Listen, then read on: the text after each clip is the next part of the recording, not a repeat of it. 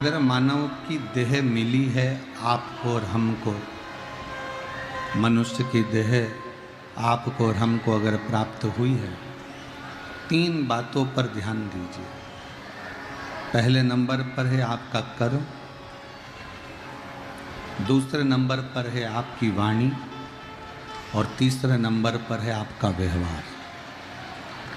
जिस दिन आपका कर्म, आपकी वाणी और आपका व्यवहार ये तीनों श्रेष्ठ हो जाएगा, उस दिन समझ लेना कि शंकर आपको चलते ही मिल जाए।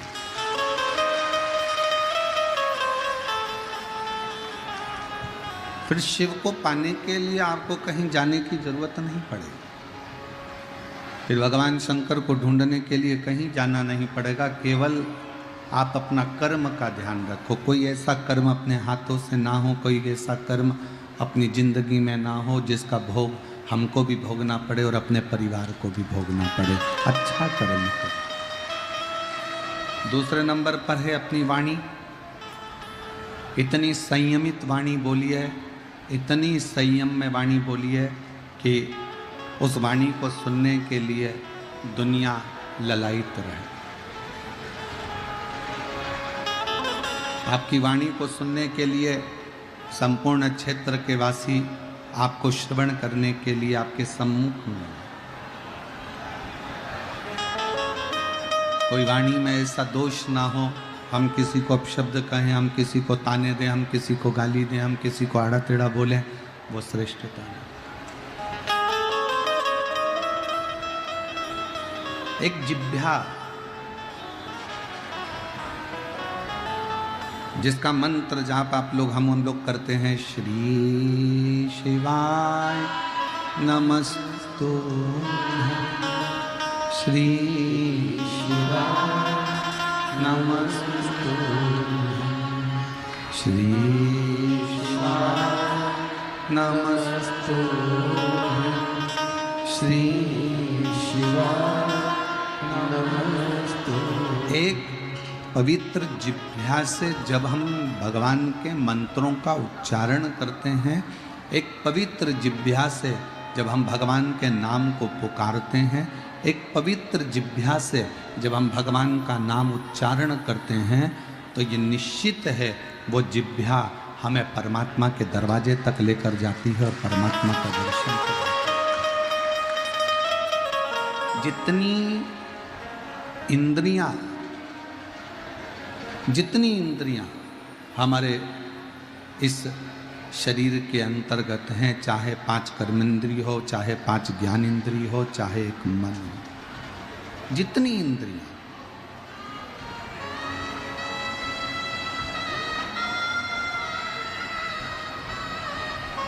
इन इंद्रियों में से कोई सी भी एक भी इंद्री परमात्मा ने ऐसी नहीं दी जिस इंद्री से हम परमात्मा तक नहीं पहुंच सकते। 5 कर्मेंद्री, 5 ज्ञानेंद्री और एक मन। किसी किसी का पाँव अगर बेकार है, किसी का हाथ बेकार है, किसी की आंखें बेकार है, किसी की श्रवण शक्ति बेकार है, किसी की जिह्वा नहीं बोल सकती, किसी के पाँव चलकर मंदिर तक नहीं पहुंच सकते, कोई हाथों से कर्म नहीं कर पाता। तो एक मन रूपी इंद्री भी परमात्मा ने दी कि इस इंद्री से परमात्मा का भजन करो। ये इंद्री को भी देखना। और जब कोई इंद्री हम परमात्मा की ओर ले जाकर छोड़ते हैं, अपनी नेत्र रूपी इंद्री को जब हमने परमात्मा की ओर ले जाकर छोड़ा, तो परमात्मा को वो निहार रही है, वो देख रही है, वो भजन नहीं कर पा रही है, केवल परमात्मा को देख रही है, निहार रही है। आस्था चैनल जिसके माध्यम से आप लोग ये कथा को सुन रहे हो, कभी कभी पूरे राष्ट्र के लोगों को, पूरे भारत और नहीं पूरे विश्व के लोगों को आस्था चैनल को धन्यवाद देना चाहिए। कम से कम वो घर बैठे आपको सिंहेश्वर नाथ जी का दर्शन तो करा दिया।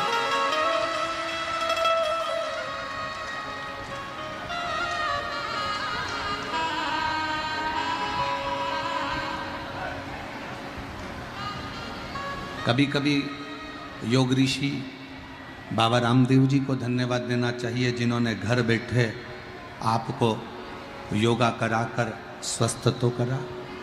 कभी कभी आस्था चैनल को साधुवाद देना चाहिए, जिन्होंने मधेपुरा से इस सिंहेश्वर नाथ जी की भूमि से बाबा का दर्शन कराया। आप और हम जब छत्तीसगढ़ कथा करने के लिए गए तो महामदेश्वर नाथ जी का दर्शन कराया।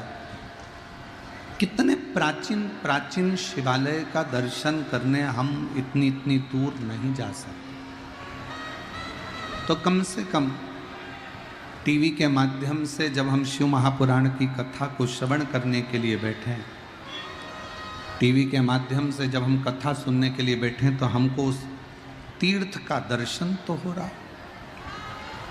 नेत्र वो इंद्रिय है जो शंकर से लगाव उत्पन्न करती है। नेत्र शिव से लगाव उत्पन्न करती है।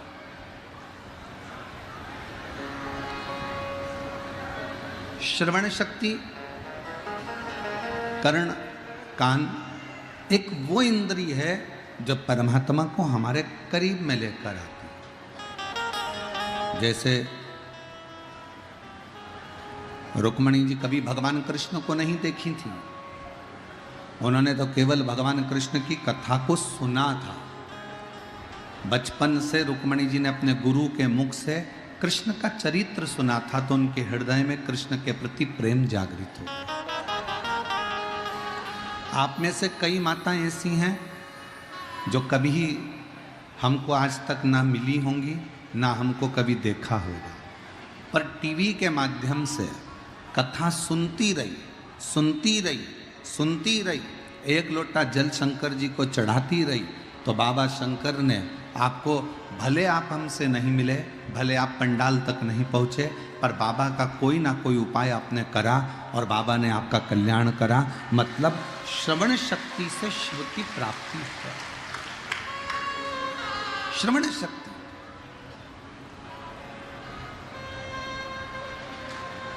और एक मन में तमन्ना जाग गई। जैसे भगवान कृष्ण का चरित्र सुनते सुनते रुक्मणी जी के मन में तमन्ना जाग गई, एक आशा जाग गई, मैं कृष्ण के साथ में, मैं भगवान कृष्ण को ब्याहूं, मैं भगवान कृष्ण का दर्शन करूं, मैं कृष्ण का दर्शन करूं, मैं कृष्ण का दर्शन करूं। जब शिव कथा बार बार आप और हम श्रवण करते हैं, भगवान शंकर की कथा को रोज टीवी पर सुनते हैं, रोज प्रतिदिन, और मेरी जीजियों से, मेरे जीजाओं से, मेरी बेटियों से, मेरे बेटाओं से, मेरी माताओं से सबसे निवेदन है, टाइम मिला करे तो आस्था चैनल पर शिव पुराण जरूर सुना करो। चैनल पर नहीं मिले, मोबाइल पे 5 मिनट सर्च करा करो, निकाल लिया करो, प्रदीप मिश्रा डाल लिया, कुबरेश्वर धाम डाल लिया, 5 मिनट श्री विठले सेवा समिति डाल लिया, और 5 मिनट कथा जरूर सुनो। क्यों? हम एक डॉक्टर कभी कभी एक गोली देते हैं खाने के लिए, एक गोली देते हैं कि बीपी के लिए, शुगर के लिए ये गोली है, एक गोली रोज खाओगे बीपी शुगर तुम्हारा लेवल में रहेगा। उसी तरह प्रतिदिन एक नियम बना लो कि गोली के रूप में मुझे शिव महापुराण की, और कहकर जाना शंकर भगवान से, शिव जी को बोल कर जाना, तुम्हारे पंडाल में बैठकर सिंहेश्वर नाथ जी की इस पवित्र धरा पर बैठकर कथा सुन रही हूँ, मैं जिस कामना से इस कथा में आई हूँ, मेरे भोले बाबा, मेरे सिंहेश्वर नाथ, मेरे बाबा, मैंने सुना है पंडाल के सम्मुख में जहाँ शिव पुराण होती है उसके आसपास के क्षेत्र में कहीं पर भी बैठकर कथा का लाभ लिया जाए और वहाँ की भूमि को नमन किया जाए तो तू झोली भरता है, मेरी भी झोली भरना, तो अगले पंडाल में मैं भी कथा सुनने को, मैं कथा श्रवण करने के लिए पहुँचूं, मैं वहाँ आऊं, ऐसी कृपा, ऐसी दया करना। हमारे पास तुझको देने के लिए कुछ भी नहीं है बाबा, कुछ भी। हम क्या आपको दें, क्या दूं मैं आपको? यदि मैं पानी भी अगर आपको चढ़ा रही हूं, जल भी चढ़ा रही हूं, तो वो मछली का झूठा है। यदि मैं दूध आपको चढ़ा रही हूं तो वह गाय के बछड़े का झूठा है। यदि मैं पुष्प चढ़ा रही हूं तो वह भंवरे का झूठा है। मेरे पास कुछ नहीं है देने को। मैं तो केवल आपको एक निर्मल मन, हृदय, चित्त कुछ दे सकती हूं, तो अपनी वाणी दे सकती हूं।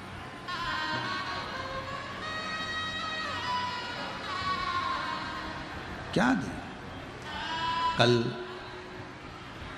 जब हम यहाँ से गए रात्रि के समय पर, घनश्याम जी चौधरी और उनकी धर्म पत्नी, दोनों की आंखों में जल थे। उनकी धर्म पत्नी की भी आंख में जल था और घनश्याम चौधरी जी की भी आंख में जल था कि गुरुजी हम कोई सेवा नहीं कर पाए, कोई सेवा नहीं। हमने कहा घनश्याम जी से कि आपने एक सेवा सबसे बड़ी करी, और वो सेवा ये है कि प्रतिदिन कथा के पंडाल तक लेकर जाना और इतने शिव भक्तों को समय पर कथा श्रवण करवा देना। ये सबसे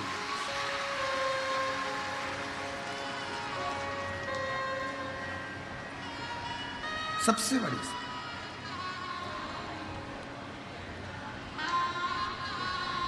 हमारे यहाँ जहाँ भी कथा करने जाते हैं तो हमारा ब्राह्मण भोजन बनाता है, भोजन बनाकर हमको पवाता है।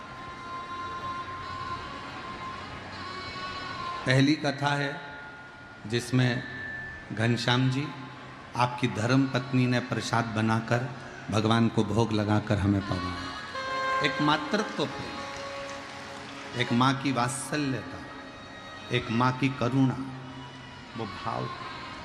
कोई तुमसे कहे कि शंकर भगवान को 56 भोग लगाना है, तो एक प्रसंग याद रखना कि शिव 56 भोग भी नहीं खाता। क्यों? एक बार माता पार्वती जी ने शंकर भगवान के लिए बना दिया था बहुत सारे पकवान, बहुत सारा भोग। सामने रख दी थाली। शिवजी ने थाली उठाई, अपने मंदिर से बाहर निकले और बाहर जाकर जो शंकर भगवान ने जितने उनके गण थे सबको भोग बांट दिया। गणों ने क्या करा? गणों को जो भोग मिला उन्होंने ले जाकर अपने गणों को दे दिया। उन गणों ने क्या करा? वहां से भाग लाकर अपने गणों को दे दिया। उन्होंने क्या करा? वहां से भाग लाकर संसार में जितने मनुष्य भूखे थे, तकलीफ में थे, कष्ट में थे, उन्होंने शंकर के उस 56 भोग को उनको दे दिया। उनको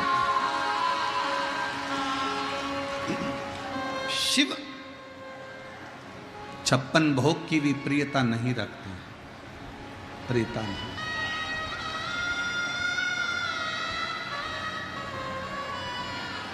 शिव की प्रियता 56 भोग से नहीं है। कोई तुमसे कहे कि भगवान शंकर को अंबर पीतांबर की जरूरत है, तो शिव को तुम्हारे पीतांबर और माणिक की भी जरूरत नहीं है।